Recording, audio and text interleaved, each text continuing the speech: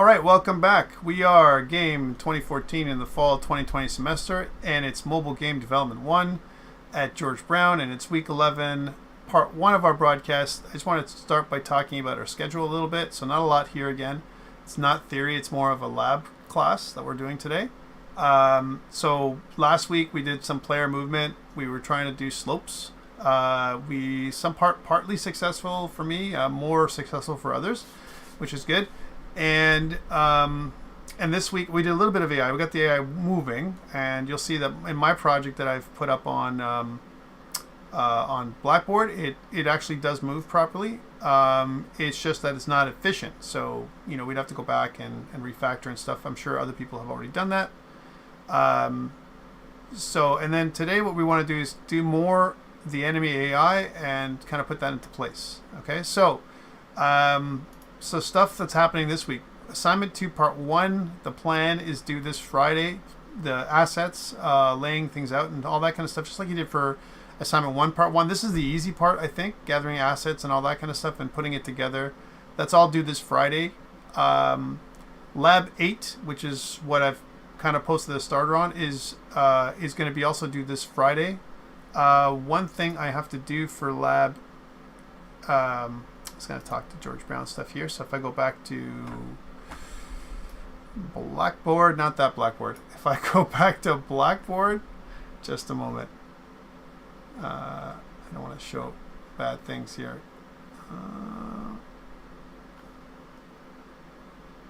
Bear with me. Content. There we go. And of course, if I go back to Blackboard, then what I wanted to show you was that under content you will have, if you go to week 11, there is a Lab 8 starter and a week 11 PowerPoint. Okay. Lab 8 is something that I'm going to make and open up now. So under labs, notice that there is lab thing. There's this one that says Lab 8 Simple AI, which is due this Friday, November 20th at midnight. So this is what you have to do. So we added enemies last week, but today we're doing some AI. That's that you're gonna have to submit for Friday. So that is this part. Lab 8 due Friday. Test 2, and which is a theoretical test, that's happening next week. So notice that we've planned a theory test. It's going to be based on the theory PowerPoints from last test to this test. So that's kind of several PowerPoints that we've kind of gone into, things like game design. Anything that's after the previous test is fair game to put on this test. Okay, so that's what it's going to be, mostly on platforming and the kind of the platform mixer that we talked about last time, where you have to choose one of the different platform components to make on your platformer, right? So that's what I'm hoping to see. And then we're only a few short weeks away from the end, where we're going to get into the final test, which is going to be a practical test. Both tests, the theory test, which is happening next week, and the practical test are going to be released on Mondays. So next week is around Monday. You're going to get the test. You'll have until the end of the week to get it done. You'll have 2 attempts like normal. And the idea behind the test is for you to be able to get the PowerPoints through your brain. It shouldn't be a test that's too challenging in terms of the kind of content that we're getting through it. So the evaluation, the reason for the evaluation is not so that I give you pressure, but rather that you have a chance to go through the PowerPoint information again, so that the things that we've talked about have gone through your brain a couple of times, and so that you can talk about them, and understand them. They're the foundation for what we're going to be doing next semester. Okay, so that is the schedule. So what we're doing today, we're doing continue to do gameplay improvements from last week, as well as adding simple AI sensing, line of sight, and potentially, I didn't put this down here, firing bullets, which we're going to try and do. We're going to try and modify the bullet manager and the bullet factory to fire bullets in our scene. Okay, that's what we're going to try and do. Okay, so we already have that code. We want to try and adapt it. The squirrel, that's right. My squirrel is actually, it's not poop, it's spit. Okay, it's spit. That's what's going to happen. It's going to spit at you. And it's going to try and fire. We have to modify the bullet and do a bunch of stuff. So, let's get to it. We have a lot to do.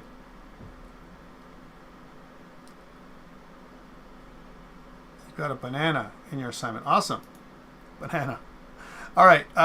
Let's go to this. So online, I've set up on George Brown. There is a Lab 8 starter. If you haven't done the lab from last week, or if you weren't here somehow, or if yours didn't work, grab Lab 8 starter and start from there. If you already were here last week and you've already have something to work with, then it's not a problem. I'm going to grab the starter and start from there, and I'm going to do that from our script right here. So this is Lab 8 starter. I'm just going to copy paste and make Lab 8B, so that way we can get going on it. I did. I added some stuff. I had to. Yeah, that's why I have to talk about it, right? So, I also have to talk about how I made my my little opossum work, which is gotta talk about that because we have to move on, right? So tomfoolery didn't work last week, but maybe some of the stuff is going to work. Okay, so that is Lab B. I don't need my Git repository there. Let's get rid of that because I'm going to make a new one. And then do that right there. So like so. So CD space, and let's do this from the get-go. Lab 8B. And we'll say git init, git add dot. And I've already got a git ignore here, so this should be working better. Git commit -m initial commit, like all normal stuff. And then what we'll do while that's happening is go up here. I'll make a new repository online. I know we don't have to, but I will. Lots of room. Lab 8B. Okay, that's that.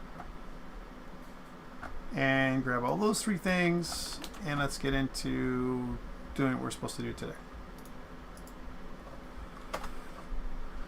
All right, so that's going to put things up.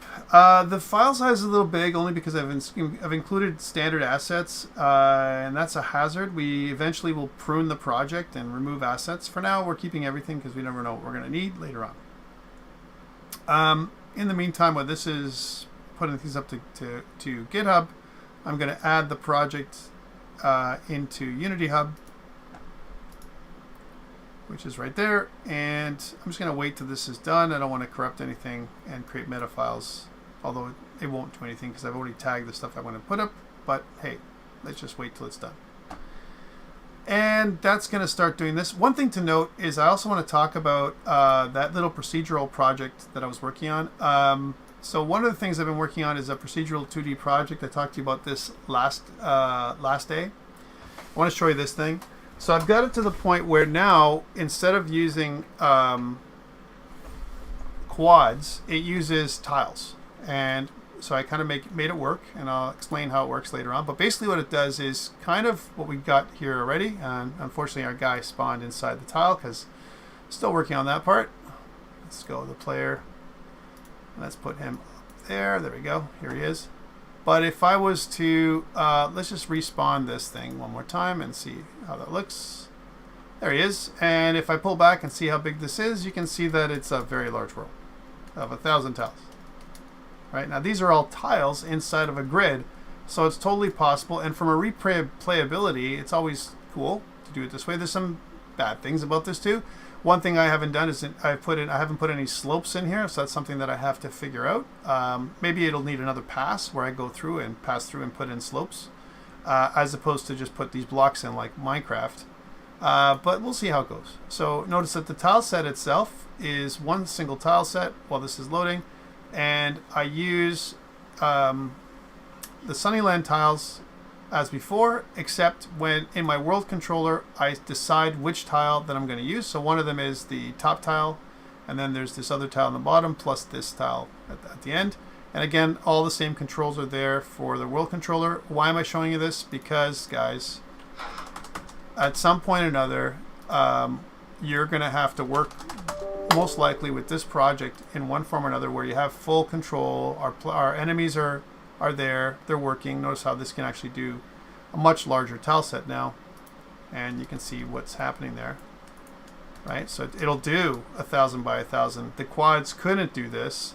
And because of all the stuff. And this provides one single, which is pretty cool, a tile map Collider 2D. So all of these are done. You have to make sure that the max tile count, this has to be adjusted, because obviously I said this is way more than 1,000 tiles here. So this would be a problem. Later on we might have some collision problems. But for the most part, this is the project that you will see coming forward. And it might be something that I challenge you on your final exam. Okay, so that's something that might be coming up. All right, yeah. And that's something we're working on. Okay, meanwhile, we've got this one that just came up. This is our simulator. Remember, what we want to do is we want to go into the scene. Under scenes, we want to go to platformer.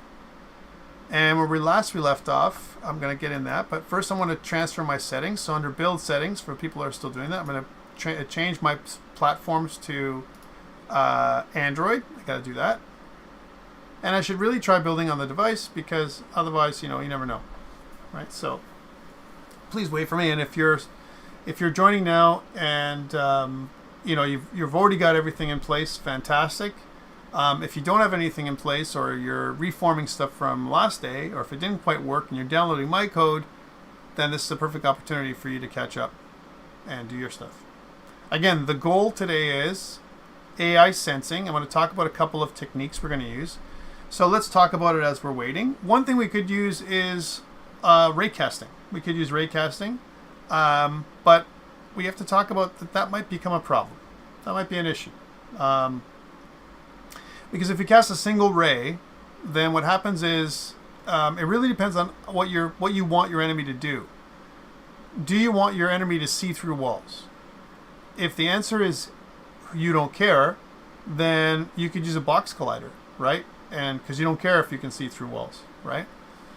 However, if you want the enemy to not see through walls, then you might want to consider using a raycast, some kind of raycast or line cast or something like that, where the first hit has to be or whatever the things that are being hit first are the player and nothing in between, that kind of thing. So no problem. So those are the kind of things we have to consider what we're going to do. We could also use something else. We can also use some kind of sensing, like a smell or a sound. If the opossum can smell the player or hear the player, it's possible, right? Where the opossum is alerted, right? So those kind of things is what we want to try and think about as well. And then what do they do? What's the response? So if the opossum sees the player, then we want to spit at the player with a bullet. They'll spit a bullet. We'll eventually change the texture so it looks more realistic, more appropriate, let's just say. And we have to do some modification on our bullet controller and our bullet manager, and even bring in a game controller and all those things into the game from the other project that we were working on, so we can reuse some of that code, which is part of the exercise today. How can we use the code we already have in play, which I've given you, right? So that we can make bullets fire using the same bullet factory, the same bullet controller, the same bullet manager, all the same stuff that we did in the previous scenario, right? Without breaking the previous scenario somehow. How do we do that? All right. It's almost ready to go. And I also got LD Player fired up. So I've got a previous version. Again, this has been treating me pretty good in terms of good responsiveness and all that kind of stuff. I would have liked to show you my device and how it handles stuff on the machine. That would be nice too. But I'm not going to do that today. So you can see the default device is going to be the emulator. This is good. and let's build and run the way it is. So we'll do a build and run, and we'll set all that up ahead of time. So we'll go to builds, and we'll do a lab 8A, B, lab 8B, and we'll do the build. We'll do all that right now. We'll get it all done out of the way ahead of time so that we're ready to go. It's all set up. And let's see how this looks. It's going to just override this thing, which is already there. It says lab 8. And this way I can show you what we're up to right now in terms of how much we've done.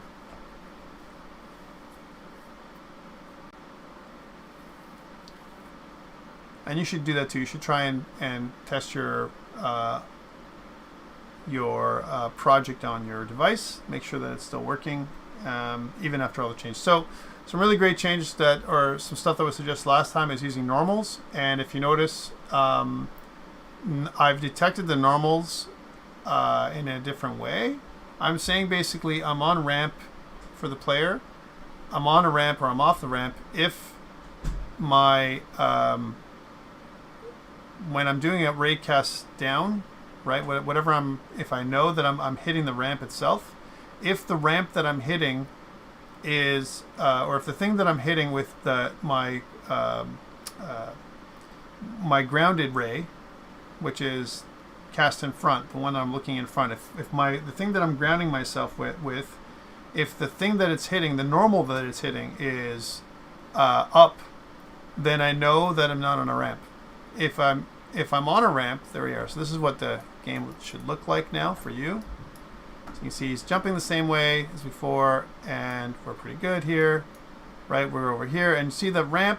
One thing that for the player is we have to kind of modify what the player feels like on the ramp. There's still some gameplay issues with this, but you can see now that this guy will run up and down nicely. We can't see him from here, but it works nicely. Let's take a look at what that looks like from a Unity perspective, so we can see that. So stop this, and I'm going to go to here and run it, and you should see what we're seeing right now. So this is what's happening with the opossum right now. He's running up and down. It's pretty good.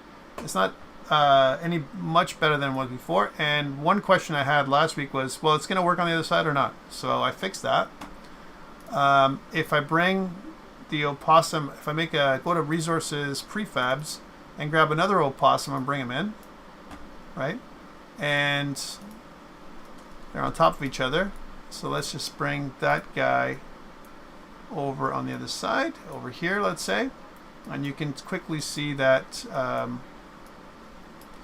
when I run the code, then you can see that it goes down. Meanwhile, this goes up, and it happens on both sides.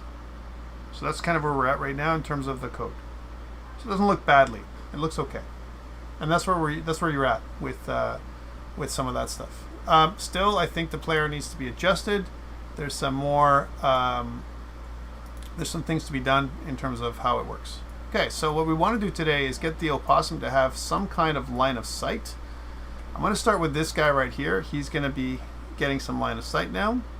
Right now we have look ahead point and look in front point. Okay, this is what we kind of have right now. And what I want to do is I want to give him another game object. All right, so I'm going to create an empty. We're going to call this line of sight. And what I want to do with the line of sight, and this is where I'm going to go with it, I'm going to add it as a collider. So I'm going to go box collider 2D, and I'm going to change it. And now you might say that might be bad, but let's take a look of my idea here. So my idea is you put the collider in place like this, and what you want to do is maybe a size that's going to basically, the little opossum can see far. He's going to see way over here, right? So like a 12, right? And he's definitely going to be able to see high too, right? So if I look at the line of sight, he's definitely going to be able to see like higher up, you know, it's not just down to the ground, as well as below, you know, something like that, equivalently below. So let's call it something like 4. So you can look 12 across. This is the box that I've defined. Now, what you could do instead of a collider, and I think the collider is probably the cheapest way of detecting another object. We want to definitely make this a trigger. We don't want this to affect anything else. All right, so it's just going to be used as a trigger collider, and it's very similar to doing a box cast, where we can see the box cast here.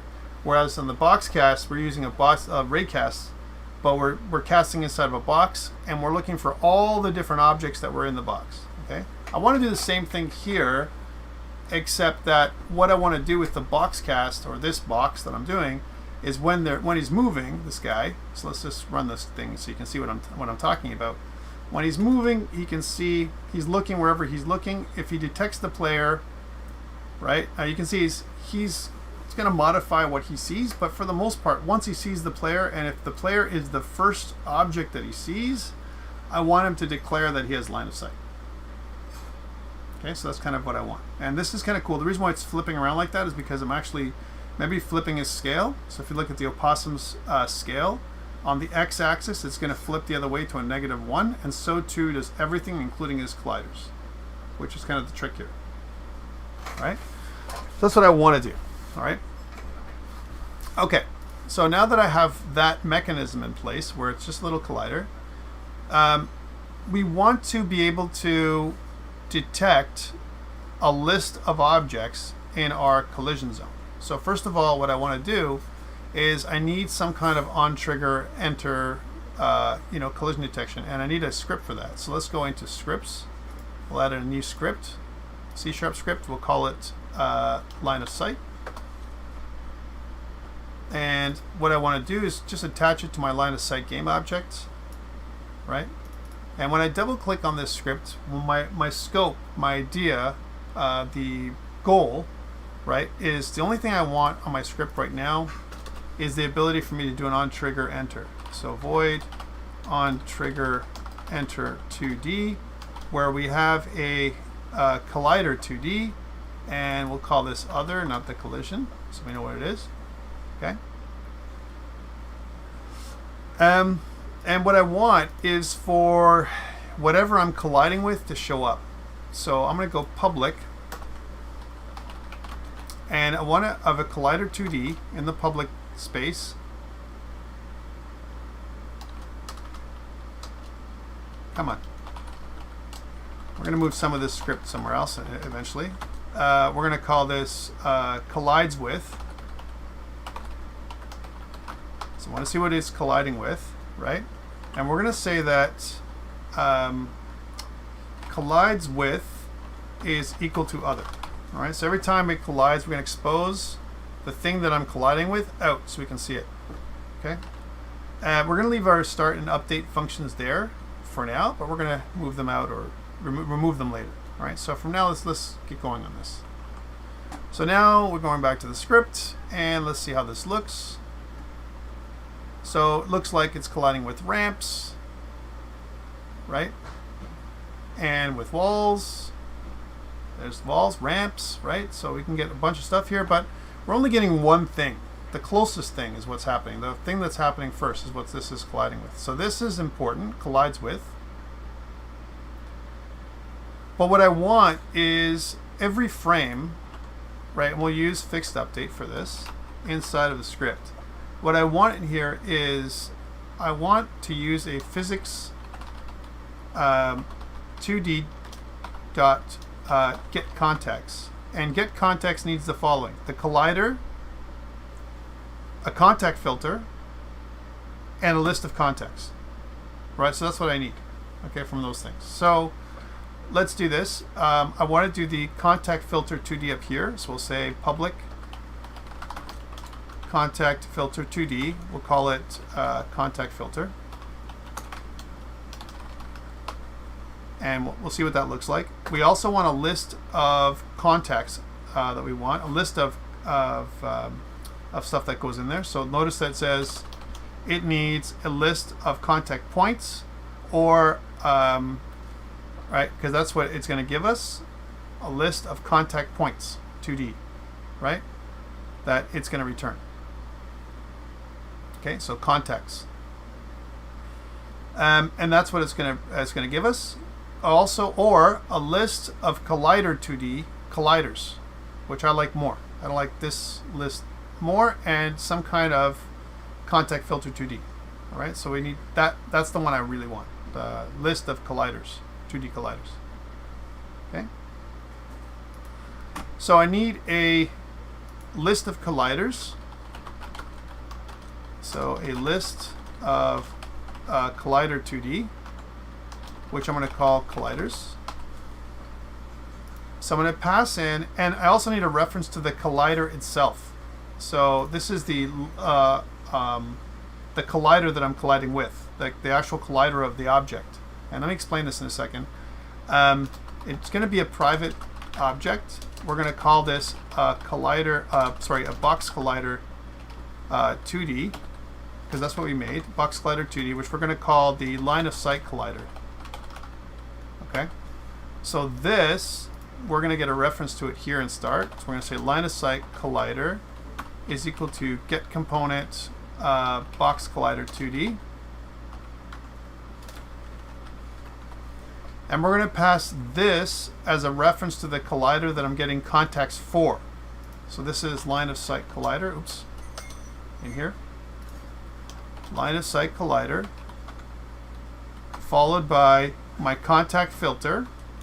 So contact filter, followed by my list of colliders. And that should give me everything I need. So Physics 2D, what it's going to do is every frame, it's going to fill up this colliders list with anything that I specify from the contact filter. All right, it's going to be a list of objects that I get that I collide with. Okay, and line of sight collider, it basically converts my my collider, my trigger collider, into a box cast. That's kind of what it does.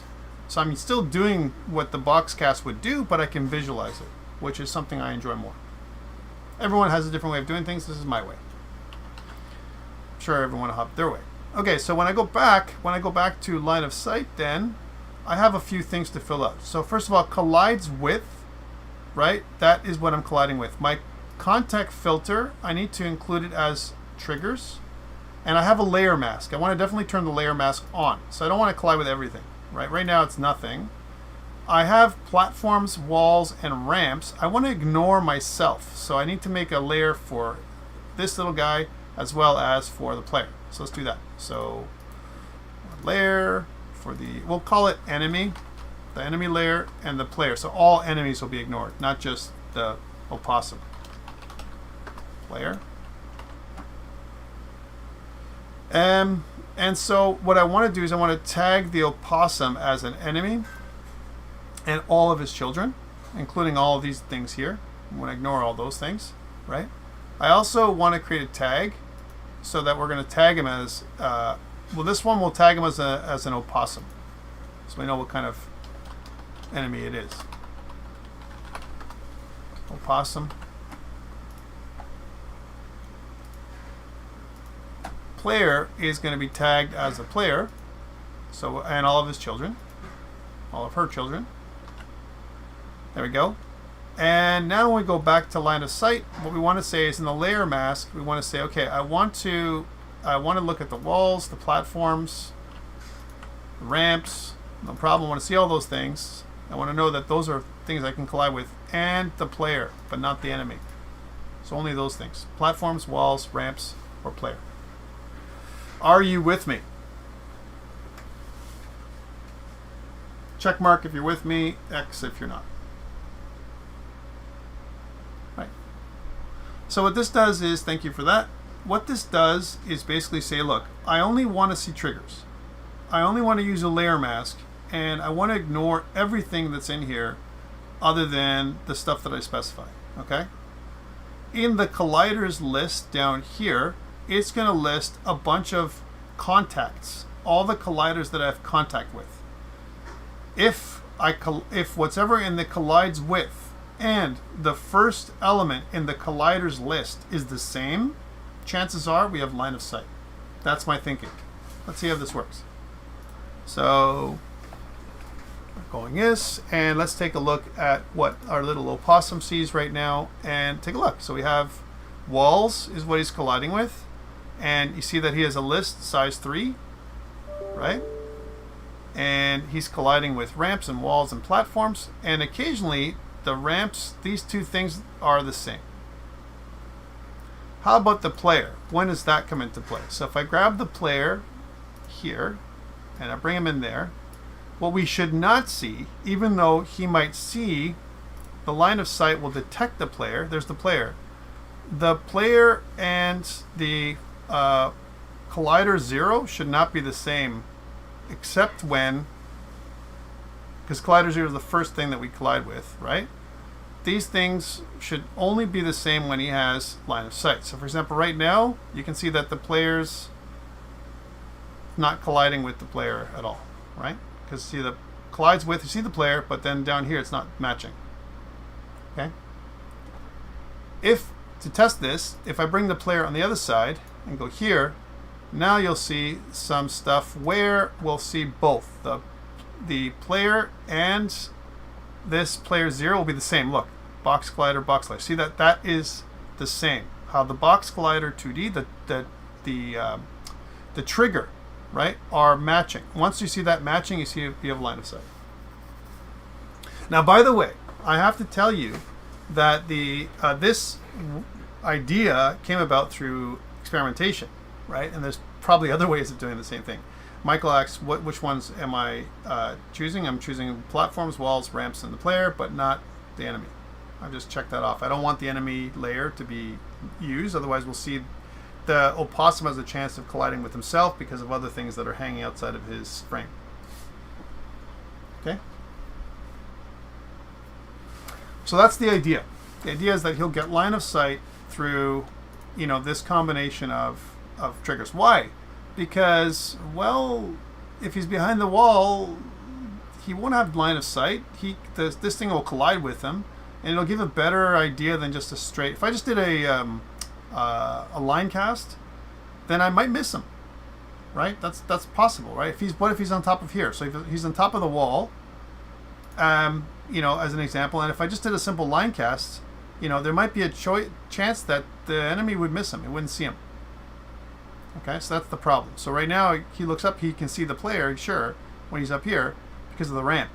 But what about in the case where there wasn't a ramp and this object is going back and forth? It means there's a chance that the player will never be detected, right? So it really depends on how you want to make your game function, right? To me, I want him so the opossum will stop. That's the idea, and fire bullets at him, or just fire bullets as he's moving. One of the two. All right, so let's make a function now to kind of return line of sight. So line of sight right now, this object detects it. It does all the work for us, right? It basically says, do I have line of sight or not? And the way to do it is if I check what the line of collides with and the collider's element 0, if they're the same. If they're the same and they're both looking at the player, that's what the thing is, then we're good to go. All right. Ramp always seems to be closer. Yeah, well, it's just the way this thing is made, right? So again, it's not perfect by any means. There's other ways of doing this, but again, I'm trying to give you guys ideas as well, right? Because I've thought this through with the other group. Okay, and I got to give them some credit. So, all right, cool. So we've got this, but I want to serialize this. Let's serialize this. So just to make sure, so we'll say system.serialize, serializable, which brings this out, and these are colliders for the line of sight itself. And what I want is inside of my opossum behavior, which is kind of like an enemy behavior, I want to do a couple of things here. I want to be able to get a reference to the line of sight. So I'll say public line of sight. We're going to call this the, we'll call it opossum line of sight.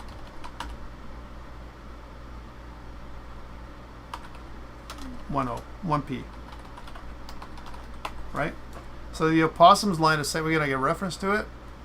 So what that means is, I'm just going to get a reference to this object here. It's cheap, but whatever. Like so. So now I have a reference to all that code. Right? And what I want to do is, in the opossum line of sight, I want to make a new function that goes here that basically has line of sight. So we'll say it's a private bool, and we'll say has line of sight, and we'll call it every frame for now, and we'll say that if line of sight, the opossum line of sight, right, dot collides with, right, the collider that is colliding with dot game object dot name is equal to player. There's other ways to do this too, and the opossum or opossum line of sight dot colliders, the first one, right, and again it's game object dot name is also equal to player. So both those things. You can also use compare tag if you like that more. Both those two things, if they're both the same, then return true. Otherwise, return false. Okay, so that's what this has line of sight thing is going to do. It's a very simple task. But however, one thing we need to know is what if there's no colliders? So the possum is looking out into space. This can cause a reference error. For example, if I'm here and I'm looking this way, there's nothing that it's colliding with. If it's right at the edge, then that means that there's not going to be any colliders, which is going to cause this to error out, which means we have to kind of do another check to say that if, you can do this in different ways again, opossum line of sight dot count, colliders dot count is greater than 0. So we only want to check that when the number of colliders that it's colliding with, it has something to collide with. And just to spout it off, we're going to say if, this is how it would work, if has line of sight is true, then we're just going to do debug.log. We'll say opossum can see the player. Okay, so very similar to what I did earlier, just a little bit less code. Okay, so let's see if this works. So again, all I've done is I've made a little has line of sight. I've passed a reference to the opossum's line of sight from its child's game object, and the script that's attached to that game object. I've passed that in so that way I can get access to its things, colliders, as well as its collides with. So the collides with is like what the actual collider is colliding with. The first thing that it's looking at. Is the first thing that it's looking at is in part of the list, is what I'm saying. I've got a list of other contacts. Is the first item in the list the first thing that the object is looking at? If it's true, that's how I know I've got line of sight. Okay, let's see if this makes sense. So I'm going to go back and run it now, and then we'll put this up on GitHub. So we should not see, right, any line of sight because it's walls and ramps, it's going on and on. And if I bring my little guy here, my player, closer to here, let's test it here. We should not see line of sight here. When the line of sight comes forward, even though it'll cross over the player, we don't have line of sight in the console. This is the key, all right? We don't have line of sight. If we had line of sight in the console, that would be bad, all right? Okay, so then what we want to do is take the player and put him on the other side and see what happens now. Oh, look, now we have line of sight. Perfect. That's what we want. Make sense? We're seeing the player the entire time, right? What is on the other side, if I clear this now, and if I take him on the other side, then he should not have line of sight. Look, see? No line of sight. Even though he's on the other side, just right here. He can't see him when he's on. Yeah, it's true. And that's also an issue. Why? Because it's the distance that we're talking. Let's move this guy here and this guy here over here. So let's put this guy over here. Now they're on the same plane. This is the other test that we have to do. So here's this guy, and we're just going to pause it for a second. And we're just going to take the opossum and move this, the entire opossum over. Sorry, just this guy here. Let's move him. Hopefully I don't destroy anything, but I'll move it over here. How about that? And play again. Alright, so opossum can see the player. But can opossum see the player when... Oh, opossum saw the player and, well, it's knocked him off too, which is kind of an attack in some ways. So opossum can't see the player, and what about if the player, if I'm there, can opossum see the player? No. Now?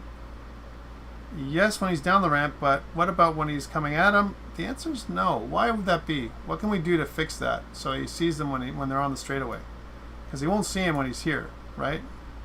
And what I mean is, if I clear this up and if I undo that, you see that there's no contacts here, right? So what do we do? How do we make this better? He's seeing the platform first, right? He's seeing the platform first because the platform is the first thing. This is actually going with what we talked, right? We said like, hey, he's seeing the platform first, right? That's a problem, right? So here's a question. Do we care about ramps? Yes. If we don't want to see him seeing through ramps, that would be bad. If I changed the what the opossum can see, so for example, if I look at the line of sight and if I go to mixed and if I say, well, I don't care if he sees ramps, just the player, right? So then let's just take those away. If I did this, then, well, he's always going to be seeing the player, right? So now he doesn't care about this stuff. But if I take this guy and I move him over there, now he's constantly seeing him. Hold on a second here. Let's push him up. And let's see what happens. So when he comes down, he sees him. And when he's coming forward, he's seeing him, right? But that's only because there's nothing else to see. He's got nothing else to compete with, right? He's got seeing, he's still seeing, everything's great. All right, so that's an edge case. What do we do? How do we fix it so that he doesn't see the ramp first? What's your suggestion, guys? There's a couple things we can do. One, we can change the way the collider works. So the way I'm seeing the collider. Do we really care? And this is part of our game. We can work on other things, but do we care do you want the opossum to come to the edge of this platform, see the player down there potentially, like here? Let's suppose that the player's here, and let's take a look at the line of sight. Do you want this situation so that the opossum can fire at the player from a height? If the answer is yes, then we have to keep the collider like this shape. If the answer is all the opossum can do is fire up or straight, then we can easily solve this problem by taking this up. Right? That's what we think we can do. The other option is when we're on the straightaway, right? When we're on the straightaway, right now we have platforms. We look at platforms. But do we want to look at platforms? Do we care about platforms? For example, if he's over here, or walls, yes. A wall that goes up and down, we care about. A ramp, maybe, right? Do we want to look at if he's here, it's one thing. But if there's a wall, because otherwise he's going to be seen on the other side of this thing. If I say no ramps or whatever, then if I let this guy go, let's put him back, right? And let's put this guy back on the other side. So I'll take the opossum and I'll put him back here, right? And I'll take the player and I'll put him back over there. And if I take away the opossum's line of sight, if I go back, it's not just the player, but I don't care about ramps or platforms, but I do care about walls. Okay, so it's walls or player. Those are things I can see. All right, so let's see how that works. And resume. So now as he's coming closer to the player, do we see anything? That's the trick. If we don't see anything down here, that's a good thing, right? Notice that I'm not seeing anything else. I don't care about the other stuff, right? There's no ramps here or anything else. But see what happened? When he came close enough, the opossum can see the player, right? Let me show you that again. So he's going away. I've cleared it up. And when he comes back, can he see the player? And the answer is not always. If I come back again, sometimes he will see the player. It's like he'll try and fire at the player again. Look, sometimes he'll see it. Most of the times he won't. Like, it's clear. See that? But there'll be edge cases where when he comes back, he'll see the player sometimes. Right? But what about when the player's on the other side?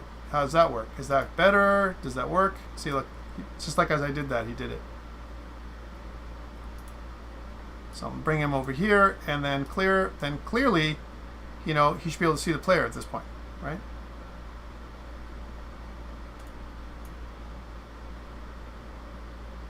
Right? He's seeing the player, and it's more playable.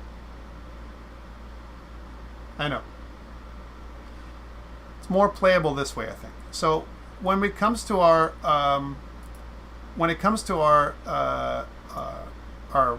mix, we don't care about platforms, and we don't care about ramps for now.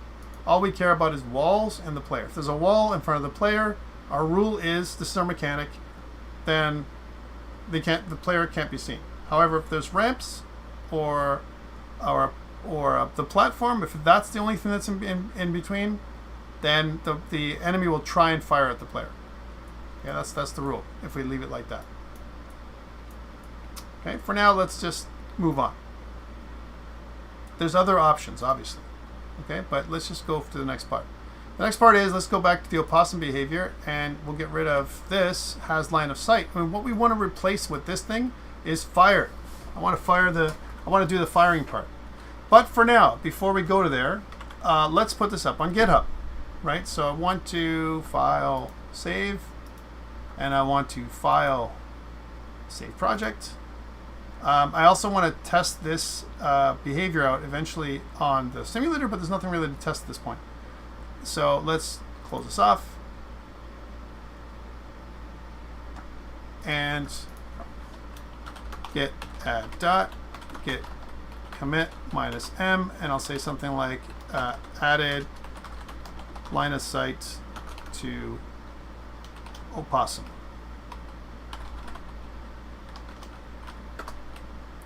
Git push. Okay, so that's going to go up. At least now we have a sense of some kind of line of sight mechanism that works most of the time.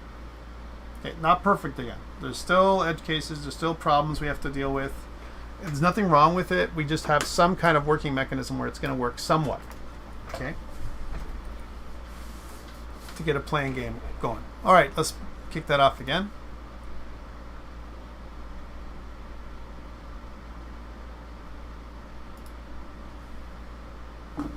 Okay, we're loading. Any recommendations from our crew here that's kind of together? I know that you guys probably have thoughts and you guys have warnings in your mind. Some things are bad, some things are good, right? You may have something that you have thought about that you might do things differently.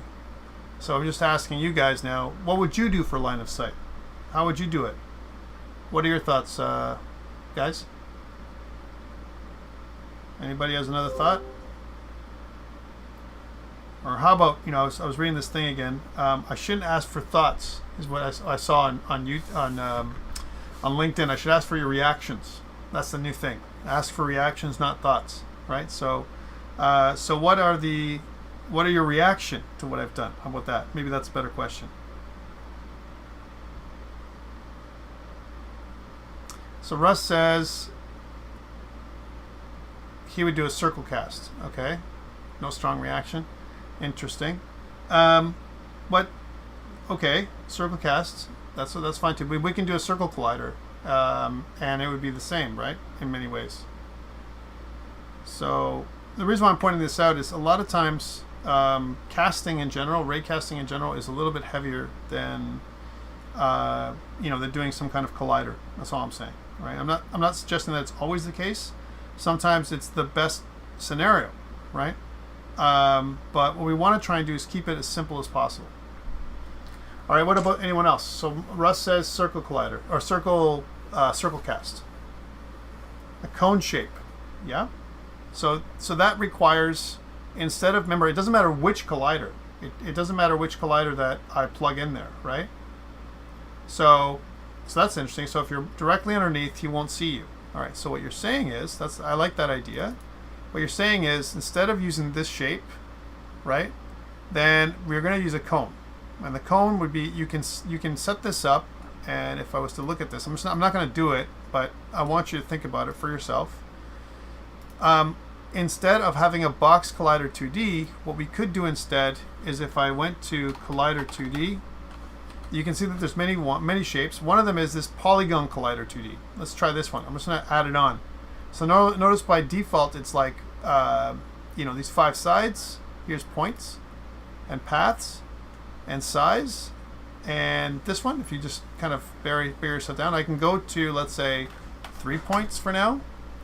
And what you can do is, if you edit it, the points, right? So if I go in there, what you can do is you can change the way the points are laid out. So you can say that from his eye, if you really want to be really super realistic, from his eye, he wants to be able to see in a cone similar to what he's been seeing, like so. So that is his line of sight, right? Because that's more realistic than, let's say, using a box. So something down in here he won't worry about. He won't worry about over here or over here, just in this line, like this. So that's kind of something that you can do instead. If you're going to do Polygon Collider 2D, we can try this. And if we were to do this, let's just turn off the box collider 2D for now, right? And use this Polygon Collider 2D, just like you're saying, Alex. I like your idea, right?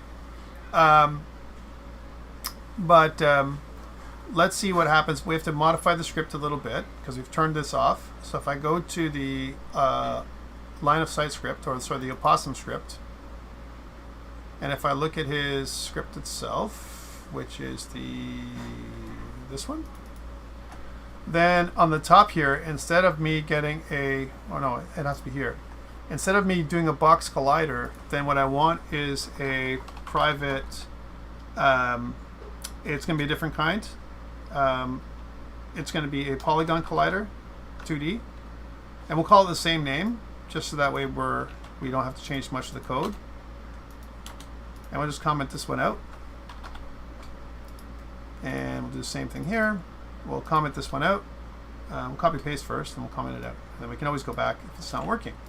But I'm willing to entertain anything, right? Even if it's something that is, not what I thought about. I'm okay with that completely. All right, so this is that. So we get a Polygon Collider. The get contacts physics 2D function doesn't care. Doesn't care which collider it is. It just cares that there's a collider in place. But in our code back in Unity, on the Unity side, it does care. So when I do the opossum line of sight, that's cool. But this, what it's going to do is going to find the line of sight, and it should work pretty much the same. Let's see how that works in terms of running. I don't think there's anything to change. Wait, where is that? What?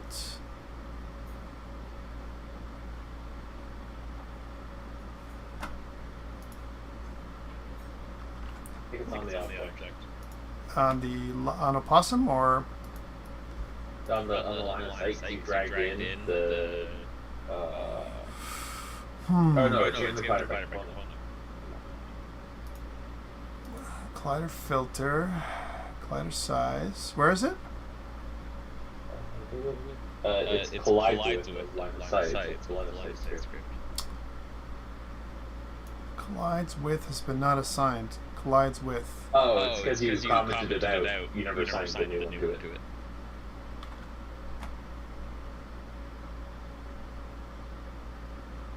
I did. But I did. Here, collides with. Collides with. Line of sight collider. I didn't change anything here in the opossum script because this is the same. That's what I wanted to do. Don't want to change this at all. And hold on a second. And then in the, that's what happens when you, this is looking okay, kind of dragged in. So we just did one of these for the line of sight stuff. And if I run it, then unassigned reference, the variable collides with of line of sight has not been assigned. Line of sight, yeah, this part. Collides with. Did I drag it in there? Oh, I think collides with is still looking for go to line of sight script. Sorry, yeah.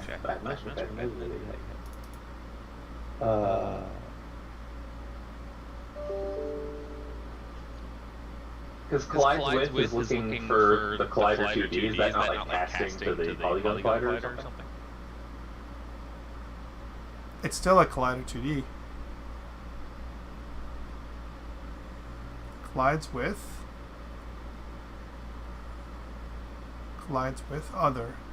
Right? I was working before.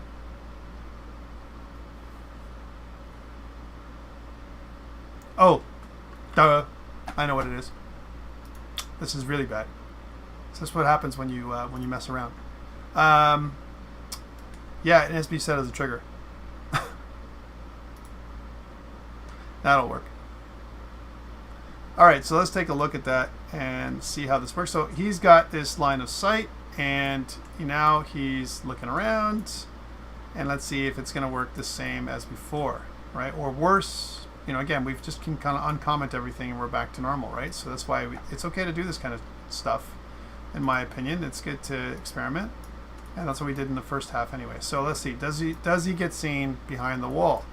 And I don't want him to be seen behind the wall. That's the most important part, right? Let's see what that, let's visualize what that collider looks like. So he would become in his line of sight, but you know what? He's got the wall between him, so it looks like he's okay. How about regularly? Does he, if I move him on the other side, is he going to be seen? So let's move him away and put him back now, and let's see what that looks like. And now, yes, we see him, right? So that's all working. Yeah, it's fine. So that's okay too, if you like that kind of thing.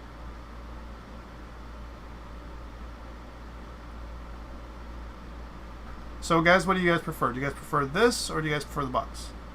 I mean, I'm just, you know, it's okay if you don't prefer this. I mean, it's just another way of colliding. It looks neat, right? I'm not sure that it's performant as much as the box because of the shape.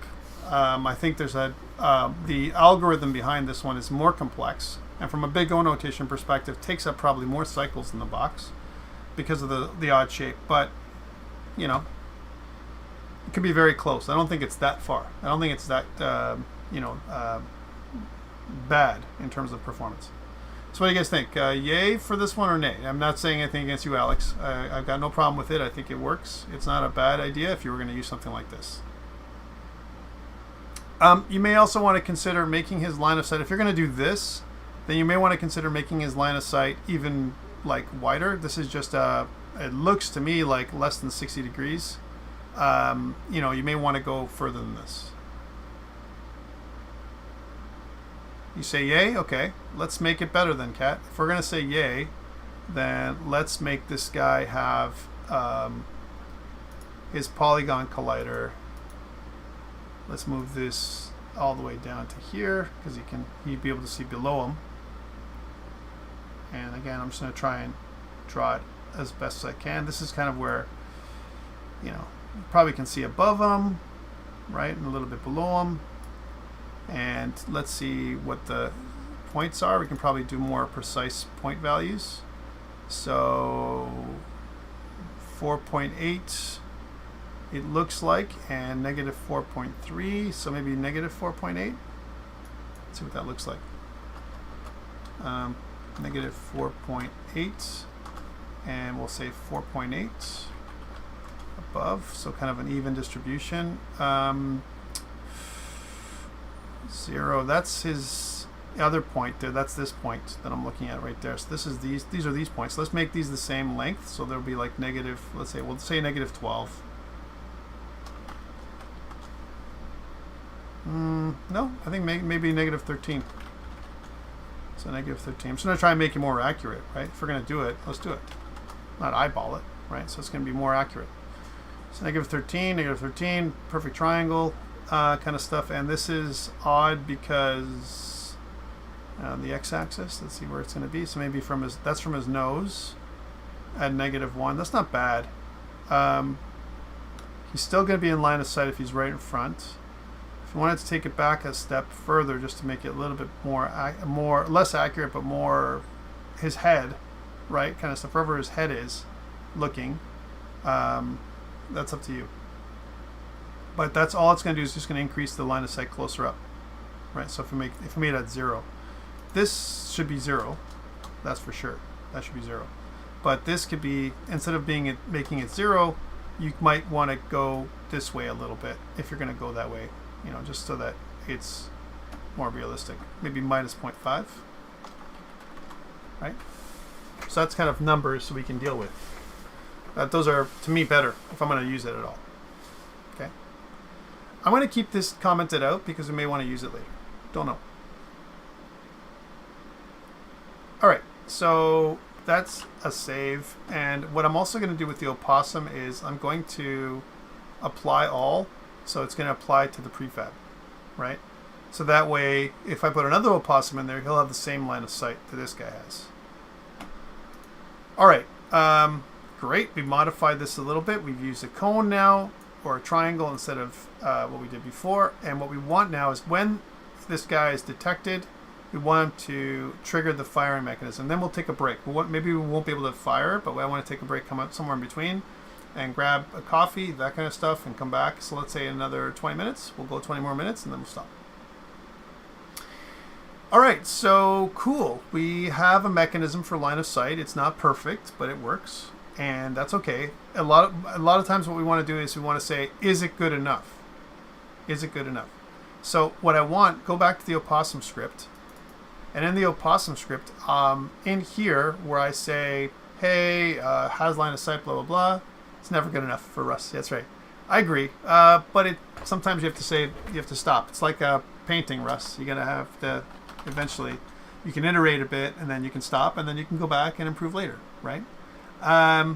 So again, what I want to do is I wanted to avoid, and I want to fire bullet. That's what I want this to be. So the fire bullet command is going to happen here. Okay, so firing bullet.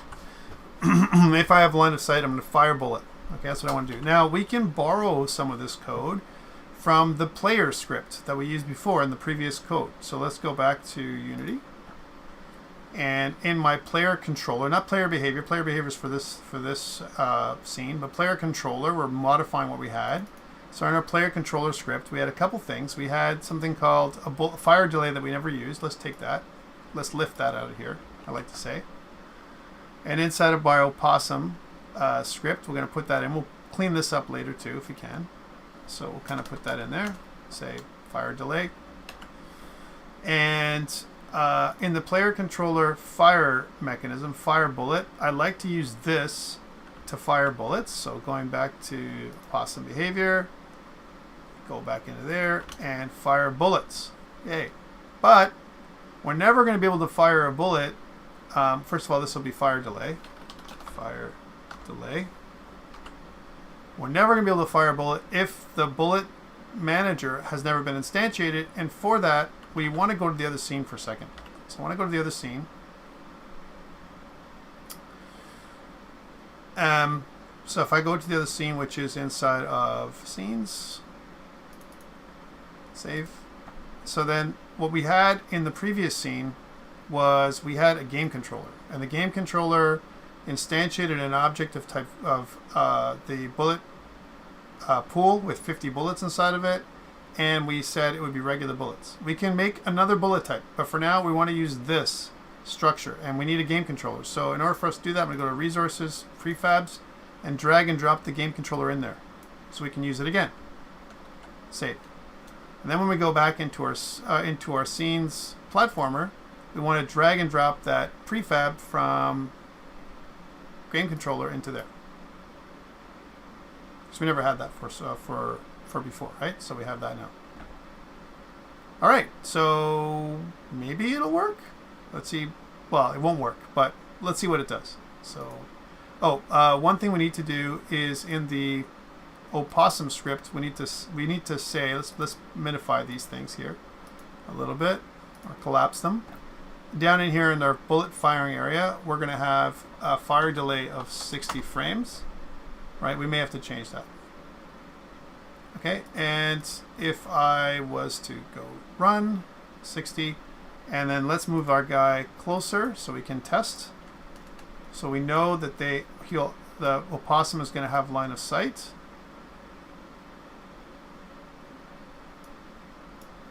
Game controller has bullets. You can see that that's true. And now we should be able to start firing bullets. But nothing's happening. So what's going on? Why do I have no bullets? What's happening? This is kind of where we left off in the other group. So we have our bullets. Bullets are right here. Look, they've been all instantiated. Well, we had bullets fire a different way before, right? And the way it happened is they had a spawn point where they would come out, right? So one thing we haven't done when we try and fire bullets, first of all, we haven't called the bullet fire mechanism in the same way. Even though we have the script the same way, let me just save this scene and go back to the other scene just to remind you what happened. In the other scene, we have the player. And the player mechanism, this player object, if we go there, this is where the player is, and the bullets, if we run the scene, still should work. The bullets would fire out of the top of the player, right? So kind of right in there, right? That's where the bullets fire, on the bottom. So they fire, fire, fire, fire. And if we look at the game controller for the bullets, you can see that in our sprite renderer, the order in layer is 1, which is good. This is important. So it totally works still. Nothing. We haven't changed anything for it to work. Right? I mean, as soon as it renders, it goes, and it's going to go as fast as possible. If I look inside of the bullet controller script for the main, so for the player, so here's this. I haven't changed anything. I just literally just lifted this out, and here he's firing bullets every frame. And we instance bullets, everything's the same. What's going on? How come I'm getting 0 firing, and here we're getting all kinds of firing? What could be the problem? Well, here we're giving it a transform.position. Get bullets, transform.position. And this is the position of the ship, the player ship. This is where the bullets are coming from. Okay. We haven't changed the bullet parameters, so they should just lift from the bullet's ship and fire out. Now, there's a thing. There's a proviso here. So let's take a look at the bullet controller, because that is going to lead us to some information. So if I go to the bullet controller has an on trigger enter to D. Oh man. Are they colliding instantly and deleting themselves? Well, yeah, because what's happening is, because the object has a bullet, as an example, a bullet, a collider, a trigger collider, instantly it's going to avoid it, right? Because if anything happens, any other trigger collider, which means we need to change this. We need to change this so it's not anything other that it enters. Right? We need to have, other trigger colliders could be ignored, right? For example, things like, the player's trigger collider themselves. Compare tag we can do. So anything else other than the player right? And the player was firing it before. Now the enemy's going to fire it now, right? So we want to make sure that this bullet, we don't look at everything, right? We are going to look at some things. So we're going to say if other dot, we can use dot game object dot compare tag, but we want to make sure it works in the other game too. We don't want to break. I want to try not to break it. How about this? Other dot game object dot compare tag. If it is the enemy, right?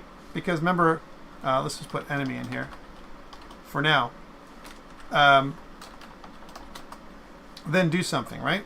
And in the game, in this game, we have enemies, but they're not tagged as enemies. We can certainly tag them as such, so make sure that they still work. Let's make sure that this thing still works. I'm going to add a new tag.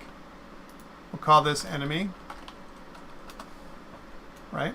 So if it's enemy, but this is a problem, right? Because this enemy is the enemy, so we're going to have a problem. We're going to see this in a second. So here's enemy.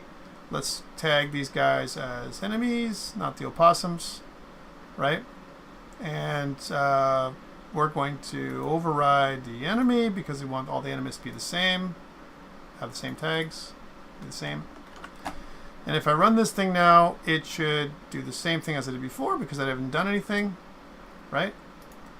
But let's put this inside of here, which is only when the enemy gets hit does it return for now.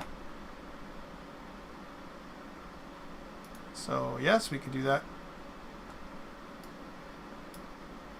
So it works the same.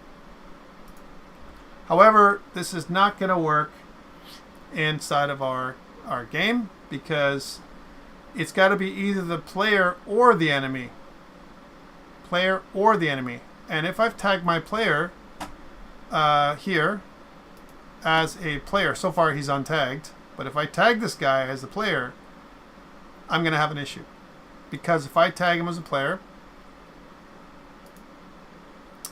again, simple example, and if I go back and I change this to, well, either the game object is an enemy or a player, but if I'm going to do either's, then I might as well do switch, right? Other game object compare tag. If I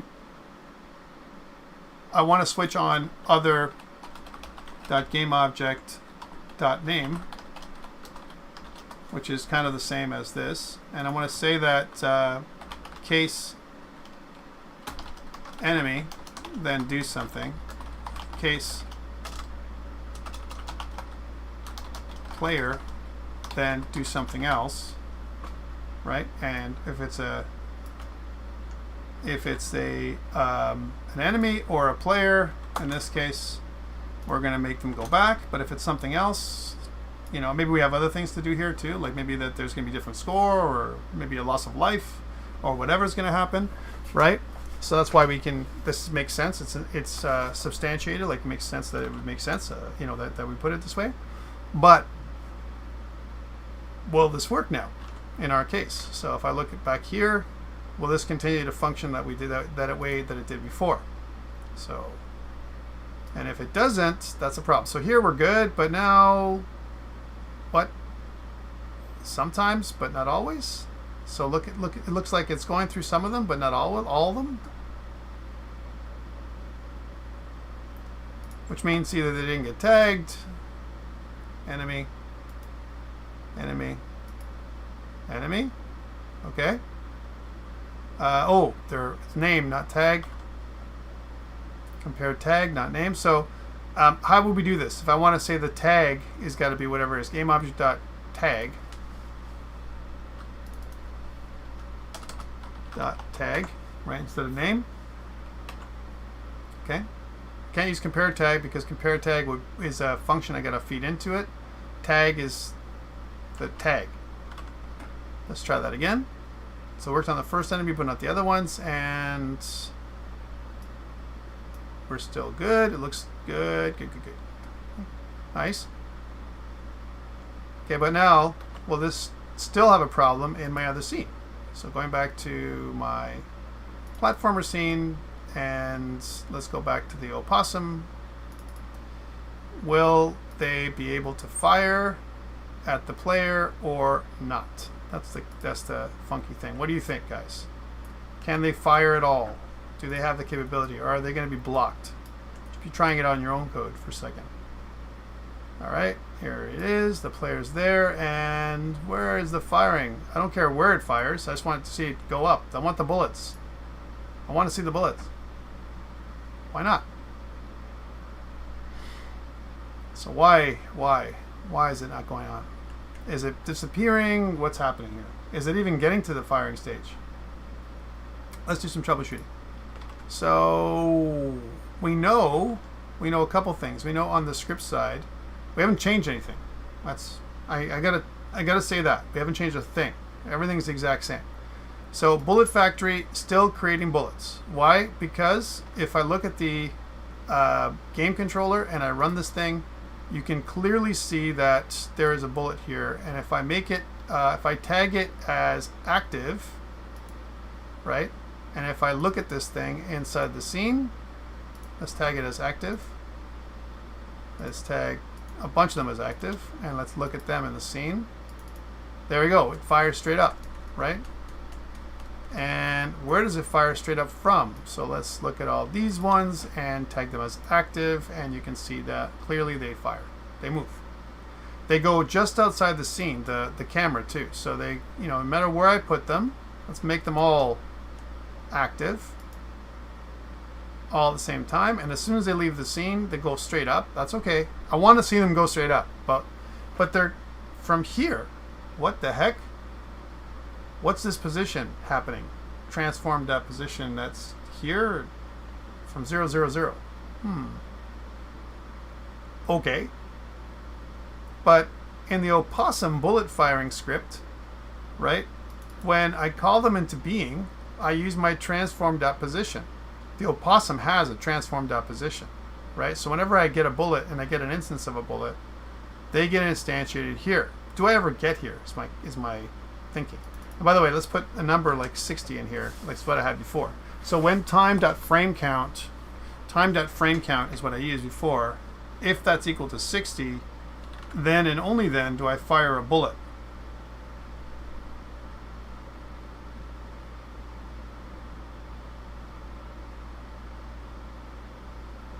It's doing it in move. Here? No.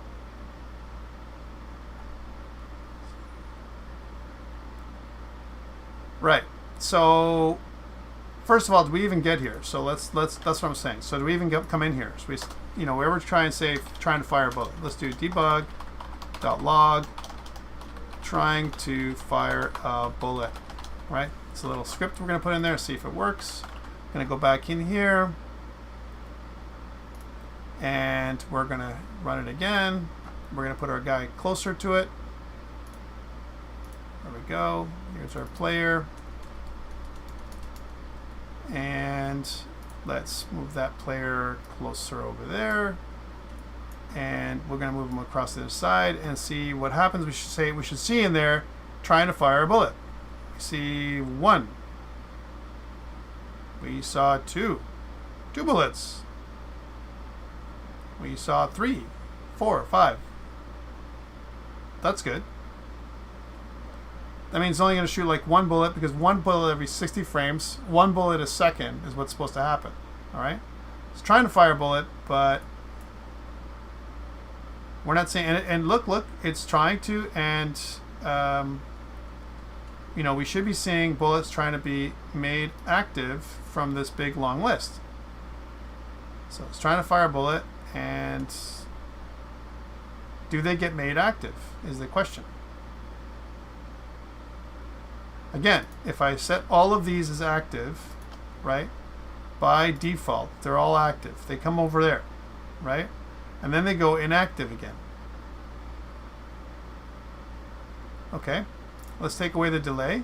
So that's what you're saying. So the delay would be 0. So let's just take this part and put it out here then, and comment this part out.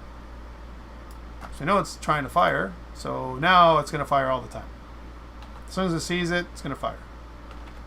Okay, and let's see if that works. So boom. Grab this little guy. Want to see the bullets? Take them over there. And do we see bullet firing? Nope. We don't even see things turning on. Oh, whoa, whoa, look at that. Something happened. It's trying. See that? It's trying, but we just don't see it. We don't see them. They come alive, and then where do they come alive? Where do they come alive, right? So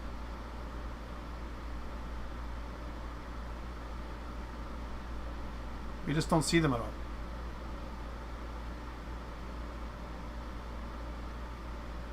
I'm okay with it firing quick, but let's make the bullet crazy big. Okay, so let's make it so that the sprite for the bullet, we'll say that we're going to use, and by the way, let's use a different kind of bullet. Let's use a pulsing bullet, something that's bigger and crazier with a bit of an animation. So we're going to go into the game controller script, and instead of regular bullets, we're going to do, I don't know, random bullets. So we know there are a bunch of different kinds. Okay, so let's just run it, and we'll go back to the scene, and we're going to hit the player. I'm going to take that player back over to where he's supposed to be fired at, and where is this crazy bullets we're thinking about? And random bullets come out. We know it's not the type of bullet because we have different bullets here. So like it will try and fire. It's just where is it firing and what's happening?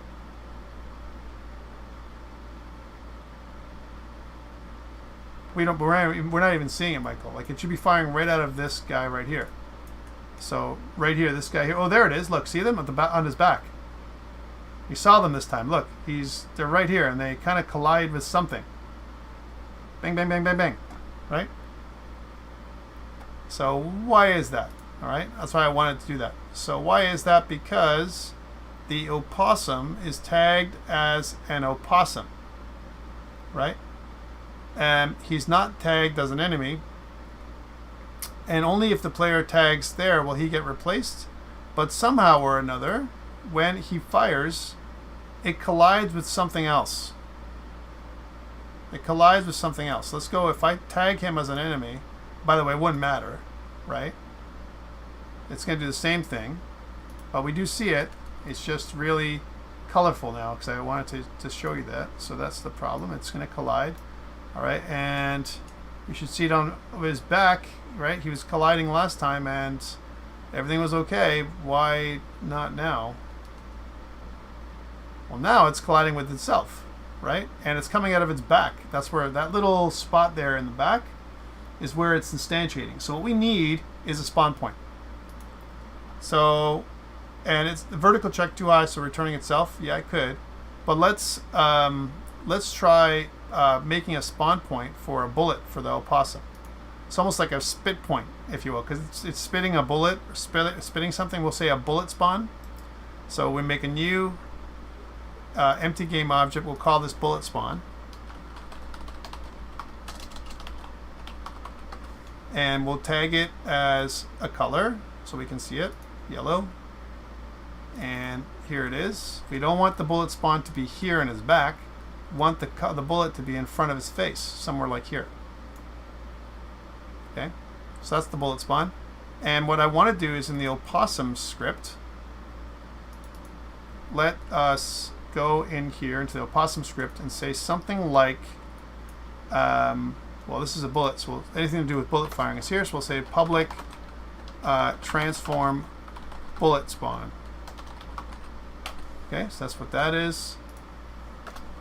And then what we want to do is where we call the transform position, we want actually the bullet spawn dot position where the bullet comes out. So that's what we want. Bullet spawn. And we want to drag and drop. Let's do the bullet firing stuff. There's bullet firing. Here's bullet spawn. We'll take the bullet spawn object and drag and drop it in there. And now let's try it out. Let's see what the difference is, if there is a difference. But we know we're making the bullet come out of a different spot than we did before. And then hopefully that'll be better. I don't think so, but let's see. And we know it's firing. Let's move this away. So that we're going to move this here and eventually move that there. He's going to try and fire bullets, but let's see what happens as he fire them straight up, which is what we want. And nothing. He even pushes the guy, right? He's so rude. He pushed him, but, you know. Oh, whoa, whoa, whoa. Yeah, something happened there. Look at that. So when it came closer, we actually saw the bullet firing. I saw it, right? It was brief, but it was like bounded with something else, like some kind of thing. Well, why? Because, well, this line of sight is a trigger collider, and that's a problem, right? That's what's happening. And the trigger collider should actually see the bullet come out when it's coming through, right? It's probably going to see the bullet at some point. If we saw it, it'd be here. One thing to note is that the bullet should be ignored by the trigger collider, right? So what we need to do is have a bullet ignore collisions with, you know, certain things. So only if the bullet, we don't want it to, we don't care about if it's the opossum, you know, whatever, we want to ignore it. One thing we have to do is tag the bullet. So let's do a couple things here. So in the bullet game object, which is in the prefabs area, there's bullets, there's fat bullet, there's pulsing bullet. They don't have a layer. The tag doesn't have a layer either, right? So that bullets should be ignored, right? So let's make a new default layer. We'll call this the bullet layer. And we don't want to collide with bullets. We don't want to, right? So with themselves and all that kind of stuff. And we're going to go back into here and choose bullets, fat bullet, pulsing bullet, and we're going to choose default layer as bullet. And might as well tag it as well. Let's make a new tag for it, just so we can, maybe bullets can collide with themselves eventually, hit each other. The bullet layer, bullet tag. Fires them all really quickly. Is vertical check too high? Should we increase the vertical boundary? We should, definitely should. But I wanted to see the bullet move. We haven't seen a bullet move at all, Michael, which is bad, right? But yeah, the bullet boundary should definitely be higher. Make it something like 10 or something bigger. But let's see for a second. So bullet, and we're going to go back in here and fat bullet, bullet, and pulsing bullet. We'll tag this as a bullet as well. So bullet and layer is the same. Save. And what we want is for that bullet spawn area, which is, I don't want it to clash with this thing. So for now, I'm going to put it out here. Just for now. Like, it's going to come out of his face or his head for now, but don't worry, we're going to fix this. We don't want these two things clashing, so let's see what happens when it happens. I just want to see it go up. That's all I want to see, right? I want to see the bullet firing and the bullet working as it should be, because we haven't modified our scripts really at the end of the day. And then we'll take a short break because it's taking a while. So player, bring the guy over here, get in there. We should see the bullet firing straight up. Zoom in, zoom. So, game controller, come on, show me that bullet firing. Why? Why won't it? We keep saying you have to change the vertical bound. The opossum's too high, so the bullets just expect themselves immediately. Alright, so let's go into the bullet itself. That's the bullet script. So if I go to the bullet script, which is here. Oh, actually, that would be in the bullet prefab. Sorry. Yep. If I go to the bullet prefab, and let's go into these bullet prefabs. But now that's going to affect our other game, right?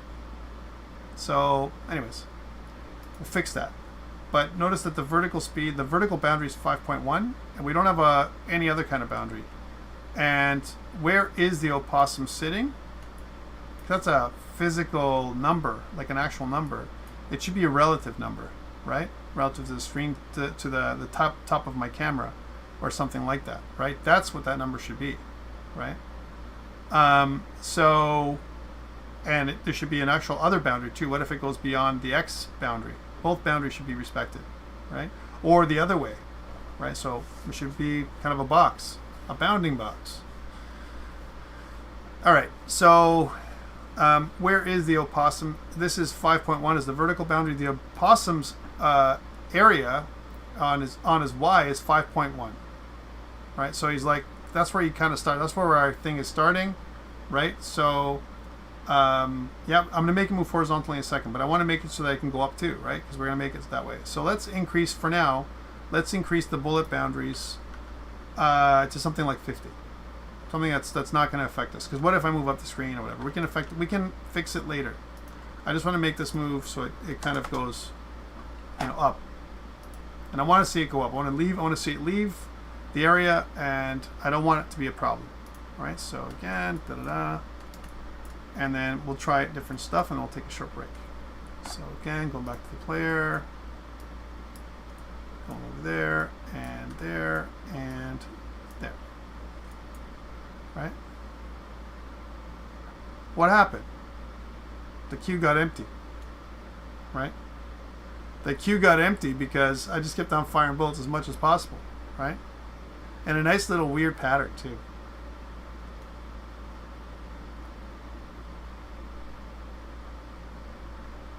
Right? So that's where I had that delay, right? Where we want to take this delay, put it back into space. Right? And we want this part. We want this part to replace that part. Put that delay back in play. Because that's the problem. That was the problem that I had before. What the heck happened now? Okay. Nope. I meant to do... I don't know what happened there. Cut. And paste the bullet spawn position, and let's run it one more time. That bullet cooldown. Now it's more like a delay. I need a delay for now. Grab this guy.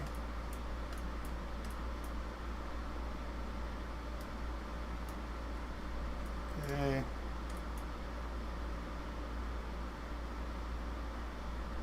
Okay, it's too much of a delay, but that's okay. At least I know what there's a delay number. So now we can go into the... Let's make this 20.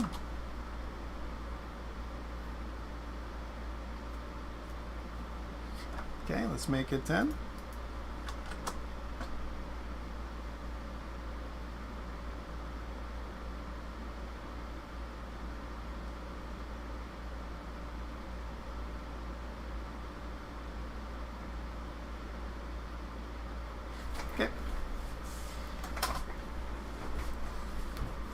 Now we'll do what Michael said.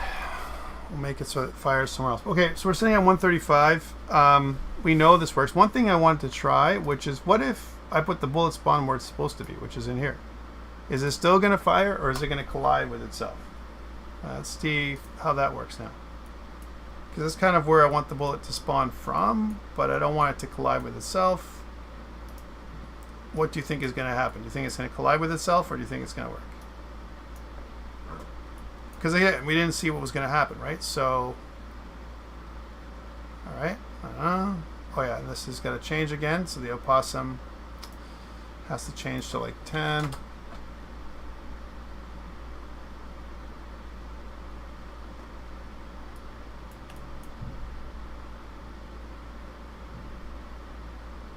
So now it's definitely colliding with itself. So you can see that, right? One escaped, but for the most part, even with a small fire delay, it didn't matter, right? Because of this. Because of this, because of the line of sight cone that we've created, it doesn't matter any shape we make, right? It'll collide with it because it's a trigger, right? The bullet's a trigger, and this is a trigger. So we want the bullet to ignore this trigger, which means we need some kind of mask in order for it to ignore the collision, a collision mask, all right? Which we can create. So this is where we're going to pause, and we're going to save, because we want to do this. before we actually start firing in the direction of the player. Because what I really want, this is what I really want. I don't want it to fire left or up or whatever. It's going to fire in the direction of the player. Wherever the player is, it's going to fire in that direction. It's going to change the angle so that our little opossum is pretty accurate in terms of the direction that he fired his bullets, based on the player's previous location, whatever it is. Okay, that's what I like to do. All right, for now, let's save and let's take a break. Right now, we're going to stop this. We're sitting at 1:37. Let's take about we'll say 15 minutes just to get a little bit of coffee and that kind of stuff. So we're looking at, let's say, 1:40, 1:55. We'll come back. Okay, so we'll stop now. We'll come back and we'll do this part 2. All right, guys. So we'll say we're on break until 1:55.